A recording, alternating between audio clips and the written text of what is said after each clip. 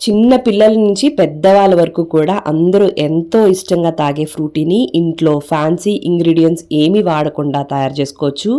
బయట కొన్న దానికన్నా రుచి ఉంటుంది. బౌల్లోకి 2 కప్పులంతా పండిన మామిడి ముక్కలు, అలానే అరకప్ అంతా పచ్చి మామిడికాయ ముక్కలు వేసుకుని 2 కప్పుల దాకా కూడా నీళ్ళని పోసుకోండి. అలానే 3/4 కప్పు పంచదారని పోసుకుని మీడియం టు హై ఫ్లేమ్లో పెట్టుకుని ఈ ముక్కలు మెత్తగా ఉడికేంత వరకు కూడా ఉడికించుకోండి.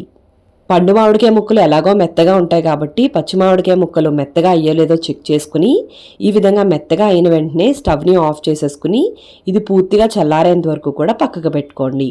పూర్తిగా చల్లారిన తర్వాత బౌల్లోకి స్ట్రైనర్ని పెట్టుకుని నీళ్లు ఈ ముక్కల్ని కూడా వేరువేరు చేసుకుని ఇప్పుడు ఈ ముక్కల్ని మిక్సీ జార్లోకి వేసుకుని అలానే దీంట్లోకి ఒక అరకప్పు నీళ్ళు దాకా కూడా పోసుకుని ఇదంతా కూడా మెత్తగా అయ్యేంత వరకు గ్రైండ్ చేసుకోండి.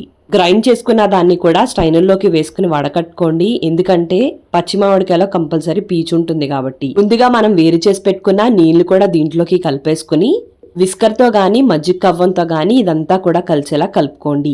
కన్సిస్టెన్సీ చెక్ చేసుకుని అవసరం అనుకుంటే 1 కప్పు లేదా అరకప్పు దాకా కూడా నీళ్లు పోసుకుని మరొకసారి కలిపేసుకుంటే మనకి ఫ్రూటీ రెడీ అయిపోతుంది. 1 లేదా 2 గంటల పాటు ఫ్రిడ్జ్లో పెట్టుకుని చల్లగా తాగొచ్చు. 3-4 నెలల వరకు కూడా నిల్వ అవుతుంది. తప్పకుండా ట్రై చేసి మీ ఇంట్లో ఏమన్నారో కామెంట్లో తెలపండి. నచ్చితే లైక్ అండ్ ఫాలో చేయండి.